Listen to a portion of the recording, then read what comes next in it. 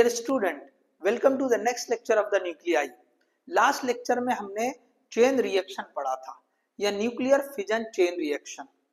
अब देखिए उसी के कंटिन्यूएशन में एक टॉपिक है न्यूक्लियर रिएक्टर या इसको हम न्यूक्लियर पावर प्लांट भी बोलते हैं। तो ये जो पावर प्लांट जैसे नाम दिया गया, न्यूक्लियर एनर्जी को हम इलेक्ट्रिकल एनर्जी में कन्वर्ट कर रहे हैं।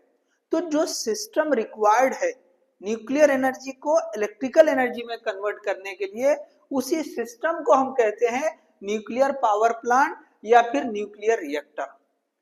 अब देखिए हमने जैसे जो पढ़ा था कि न्यूक्लियर एनर्जी जो न्यूक्लियर रिएक्शंस होते हैं उसमें रिलीज होती है, चाहे वो न्यूक्लियर फिजन हो या फिर न्यूक्लियर फ्यूजन हो।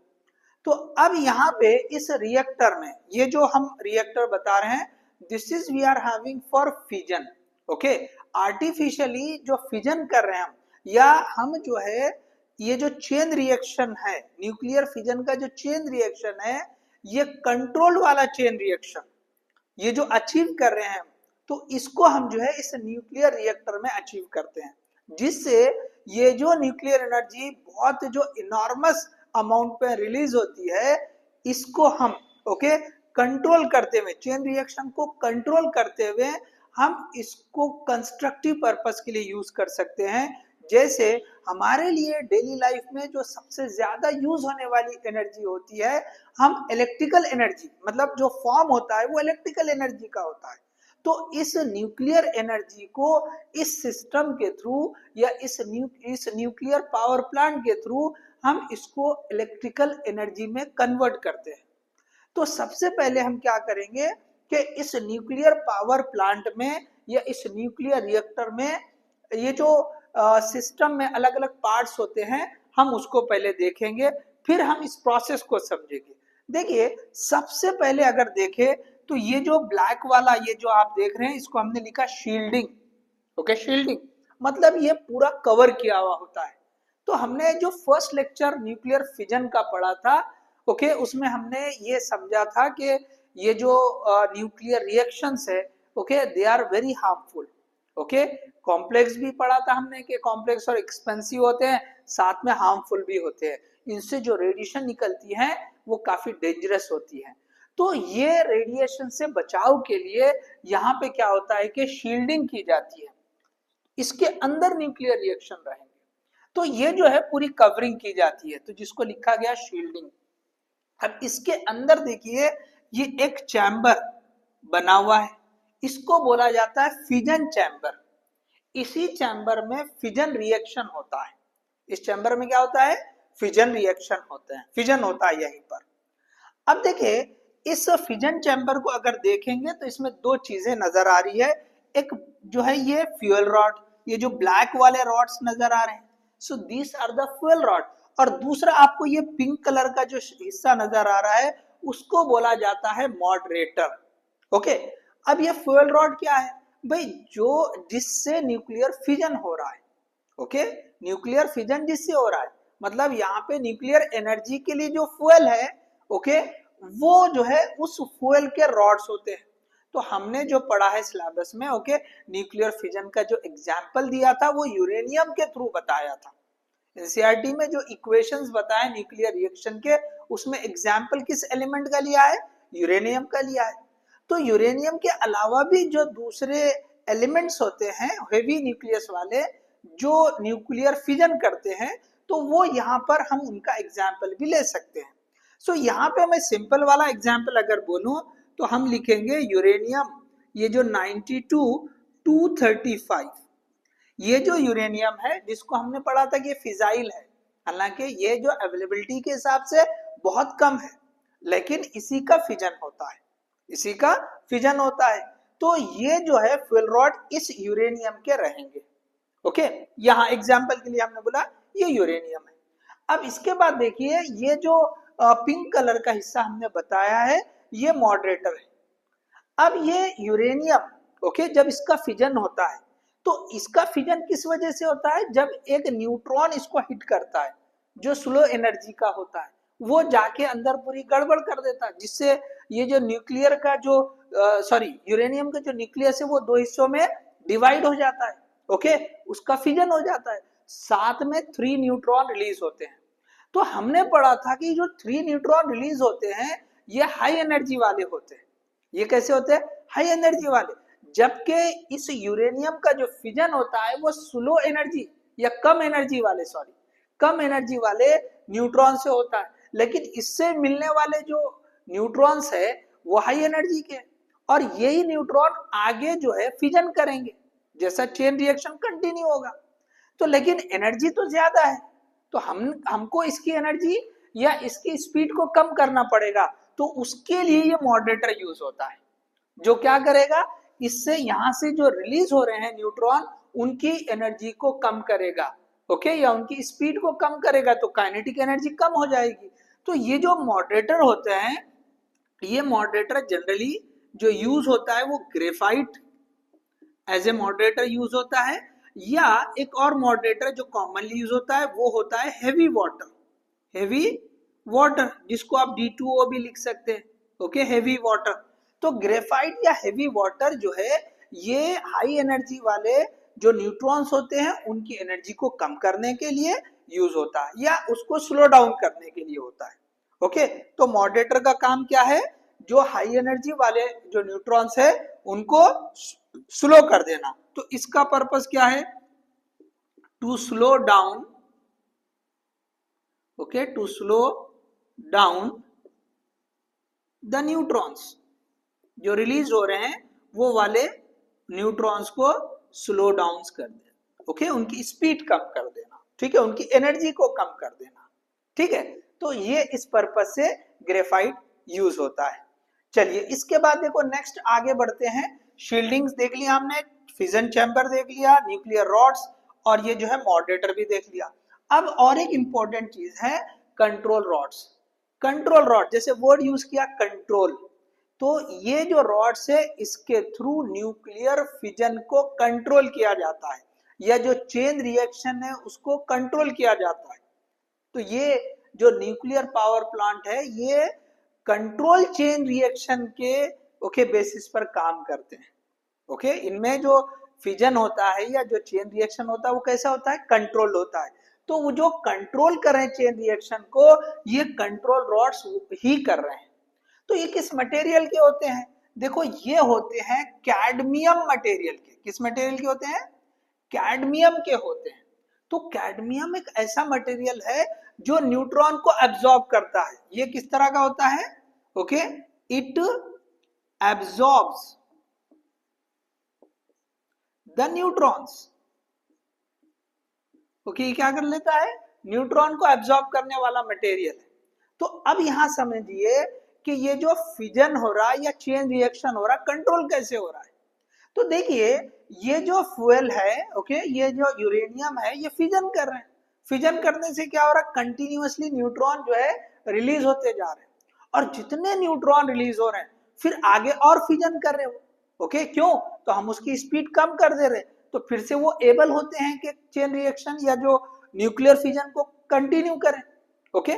आगे जो रॉड्स है या आगे जो यूरेनियम के न्यूक्लियस मिलेंगे वो उसको जाके हिट करेंगे और फिजन को कंटिन्यू करेंगे। तो इससे क्या होगा? एक जब फिजन होगा तो उससे 3 न्यूट्रॉन निकल रहे, फिर हर एक न्यूट्रॉन से फिर और 3-3 निकलेंगे, फिर वो उनसे और 3-3 निकलेंगे।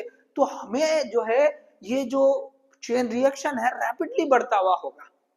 तो अगर वो चेन रिएक्शन बहुत ज्यादा हो रहा या न्यूक्लियर फिजन ज्यादा हो रहा तो ऑब्वियसली न्यूक्लियर एनर्जी बहुत ज्यादा जो है रिलीज होती जाएगी। तो अगर हमको बहुत ज्यादा नहीं, बहुत ज्यादा होगा तो इट विल बी डेंजरस, वो पूरा डिस्ट्रॉय कर देगी। तो उसको कम रखने के लिए क्या करते हैं? ये जो केडियम के रॉड है उनका यूज करते हैं, इन केडियम के रॉड्स का यूज करते हैं। तो कैसे? ये जैसे ही फिजन ज्यादा हो रहा, अच्छा फिजन ज्यादा हो रहा है या चेन रिएक्शन बढ़ जा रहा है बहुत, ये कैसे पता चलेगा? तो ये जो टेम्परेचर रहेगा इस चैम्बर का, ओके, इससे हमको समझ में आएगा। अगर टेम्परेचर एक रेंज रख देंगे कि भाई इससे ज्यादा टेम्परेचर नहीं चाहिए, तो जो न्यूक्लियर एनर्जी रिलीज हो रही है जिससे टेम्परेचर बढ़ता जाएगा तो अपर कट ऑफ एक लिमिट लगा देंगे, भाई इससे ज्यादा टेम्परेचर नहीं चाहिए। अगर इससे ज्यादा टेम्परेचर होगा तो हमको ये फिजन को कम करना पड़ेगा, ये ऐसे समझा जाता है। इसी तरह से लोअर टेम्परेचर की भी रेंज लगा देते हैं कि भाई इससे नीचे नहीं जाना चाहिए। अगर इससे टेम्परेचर कम होगा या यहाँ तक आ जाएगा लोअर कट ऑफ तक, तो हमको जो है ना फिजन बढ़ाना है या चेन रिएक्शन और इम्प्रूव करना है। ठीक है, तो इस तरह से अब अगर फिजन बहुत ज्यादा हो रहा है, चेन रिएक्शन ज्यादा हो रहा है, तो क्या करते हैं, इन केडियम के रॉड को ऐसे अंदर की तरफ इंसर्ट करते जाते हैं। तो इससे क्या हो रहा है, ये जो फ्यूल रॉड्स है इनके बीच में अब ये केडियम के रॉड्स आ जा रहे हैं। अब ये जो फ्यूल रॉड है इससे तो न्यूट्रॉन रिलीज हो रहे थे फिजन होकर, तो अब ये आगे बढ़े तो ये केडियम के रॉड आ जाते हैं। ठीक है, तो जितना आप आगे लेके जाएंगे उतने ज्यादा जो न्यूट्रॉन है इससे अब्सॉर्ब हो जाएंगे। समझ में आ रहा है, इस तरह से जो आगे फिजन होगा उसको कंट्रोल कर रहे हैं। ओके, आगे फिजन कम होगा क्योंकि कम न्यूट्रॉन आगे जाएंगे तो फिजन भी कम होगा। अगर फिजन हमको ऐसे लग रहा है कि फिजन बहुत ही कम हो रहा है, तो आप इन रॉड को थोड़ा और पीछे कर लो, तो इससे क्या होंगे, अब ये थोड़ा पीछे कर लिए तो कम न्यूट्रॉन एब्सॉर्ब होंगे और ज्यादा न्यूट्रॉन्स अवेलेबल होंगे फिजन करने के लिए। तो इस तरह से ये जो कंट्रोल रॉड्स है, ये जो केडियम के रॉड्स है, वो फिजन को कंट्रोल करने के लिए यूज होते हैं।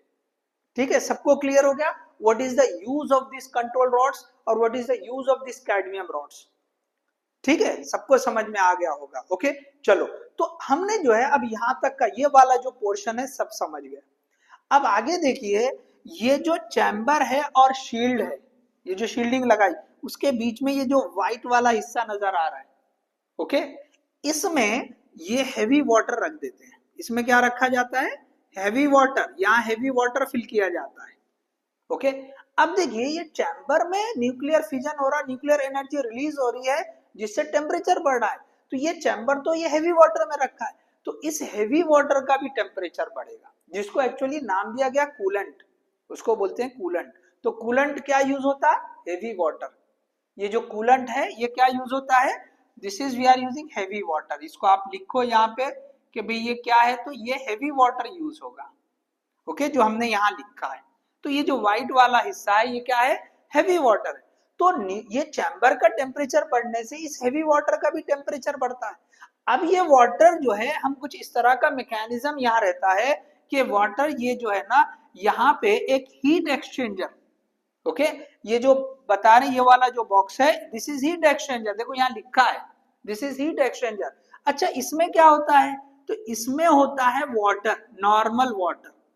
तो ये जो पाइप के थ्रू, ये जो हैवी वाटर है इस पाइप के थ्रू पास किया जाता है, ये बहुत गर्म होता है। क्यों, क्योंकि चैम्बर का टेम्परेचर बढ़ा जिससे हैवी वाटर का भी टेम्परेचर बढ़ जाएगा।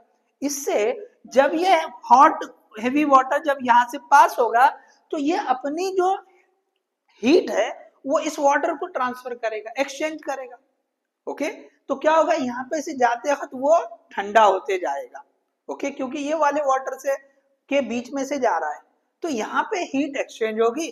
तो यहाँ ये जो इसमें से हॉट वाटर जो जा रहा था अब वो थोड़ा कूल हो जाएगा और वापस उसको, अब ये जो वापस आ रहा है यहाँ पर इसका टेम्परेचर कम हो जाएगा वाटर का। क्यों, तो यहाँ पे उसने हीट ट्रांसफर की है। अब ये वापस जो है फिर इसी में, ओके, ये जो शील्डिंग वाला कवर है यहाँ पे और वापस आ जाता है पानी। अब इसका टेम्परेचर थोड़ा कम हो गया, फिर ये जो है फिजन तो होते रह रहा है, यहाँ पे टेम्परेचर बढ़ते रह रहा है। जब ये वापस आएगा तो फिर से इस हेवी वाटर का टेम्परेचर और बढ़ेगा, फिर से ये ऐसे पास करते हैं। इस तरह से ये जो हेवी वाटर कंटिन्यूअसली इस वाटर को हीट ट्रांसफर करते रहता है, जिससे उसका टेम्परेचर बढ़ते जाता है। टेम्परेचर बढ़ते बढ़ते बढ़ते क्या होता है कि यहाँ का वाटर जो है स्टीम में कन्वर्ट होना शुरू होता है। क्या होता है, ये स्टीम में कन्वर्ट होना शुरू हो जाता है। अब ये स्टीम बनकर, देखो यहाँ ये वाली ओपनिंग रहती होगी, यहाँ पे ओपनिंग रहेगी सॉरी, तो ये स्टीम जो है ना इस रास्ते से जाती है। अब स्टीम बनना शुरू हो गई तो स्टीम ऊपर की तरफ जाती है, ठीक है ना। तो स्टीम को ऊपर जाने के लिए रास्ता कौन सा है, ये वाला है, यहां से स्टीम पास होगी, ये वाला आप देख लो, this is passage for steam. ऐसे स्टीम यहां से जाएगी और स्टीम कहां पे लेकर आते हैं हम, जहां पे एक टरबाइन लगी होती है, तो स्टीम इस टरबाइन को घुमाती है। ओके, जैसे अब स्टीम जाके हिट करेगी तो ऑब्वियसली जैसे यहाँ पे पड़ रही तो ये ब्लेड पे पड़ रही, सपोज टरबाइन पे पड़ रही तो टरबाइन घूमेगी। तो इस तरह से ये स्टीम के थ्रू टरबाइन को घुमाया जाता है। अच्छा, अब टरबाइन यहाँ पे जो अरेंजमेंट होता है वो भी समझे आप, किस तरह का मैकेनिज्म बनाया जा रहा है वहां पे। इस टरबाइन को एक कॉइल से कनेक्ट किया जाता है। ओके, किससे? कॉइल से कनेक्ट किया जाता है, और इससे कनेक्ट हुए वाली कॉइल को दो मैग्नेट के बीच में, मतलब मैग्नेटिक फील्ड में रखा जाता है। तो अब आप देखें कि ये स्टीम टरबाइन को घुमा रही है, टरबाइन घूमेगी तो कॉइल घूमेगी, और कॉइल कहाँ रखी है? मैग्नेटिक फील्ड में। तो उससे क्या होगा? जब कॉइल वहां घूमेगी तो उससे मैग्नेटिक फ्लक्स चेंज होगा। तो हमने तो पढ़ा है इलेक्ट्रोमैग्नेटिक इंडक्शन कि जब भी मैग्नेटिक फ्लक्स चेंज होगा तो ईएमएफ इंड्यूस हो जाएगा। तो सेम ओके, इसी तरह से ये जैसे जो है टरबाइन घूमी, कॉइल घूमेगी, कॉइल घूमेगी तो मैग्नेटिक फ्लक्स चेंज होगा और वहां पे ईएमएफ इंड्यूस हो जाएगा। इसीलिए यहाँ लिखा इलेक्ट्रिक जनरेटर। यहाँ पे ये जो दो एंड रहेंगे, वो जो कॉइल के, उस दोनों एंड पर ईएमएफ जनरेट हो जाएगा। क्या हो जाएगा? EMF generate. मतलब यहाँ जो न्यूक्लियर एनर्जी रिलीज हो रही थी, फाइनली वहां जाके वो इलेक्ट्रिकल एनर्जी में कन्वर्ट हो गई है। तो इसीलिए मैंने स्टार्ट में बोला था, ये जो न्यूक्लियर रिएक्टर है या न्यूक्लियर पावर प्लांट है, एक ऐसा सिस्टम जो न्यूक्लियर एनर्जी को इलेक्ट्रिकल एनर्जी में कन्वर्ट करता है।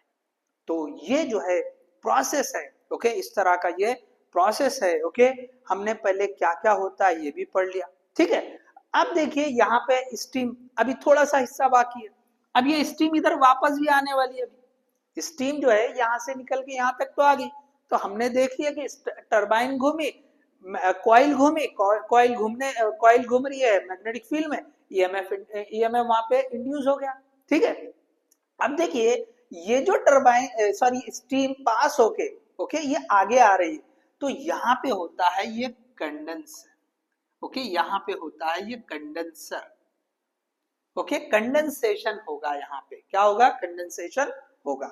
तो ये जो है ना, जैसे ये स्टीम ऐसे पास हो रही है, तो ये एक जगह से जो है ठंडा पानी ऐसा जाएगा और इधर से गर्म पानी निकलेगा। क्यों? ये स्टीम को, ओके, स्टीम टेम्परेचर ज्यादा रहेगा, जब ये ठंडे पानी से जाएगी, ओके, तो वो जो स्टीम है वो वापस वाटर में कन्वर्ट हो जाएगी, कंडेंसेशन होगा। तो ये स्टीम वापस वाटर में कन्वर्ट होके फिर से यहाँ पे छोड़ दिया जाता है। जो हीट एक्सचेंजर वाला जो चैम्बर है, उसमें वापस ये वाटर बन के स्टीम जो है आ जाती है, और इस तरह से प्रोसेस जो है ना वो रिपीट होता है।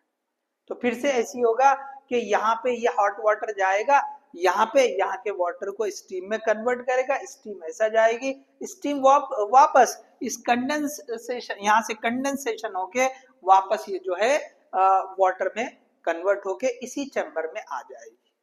तो ये प्रोसेस कंटिन्यू होता रहेगा।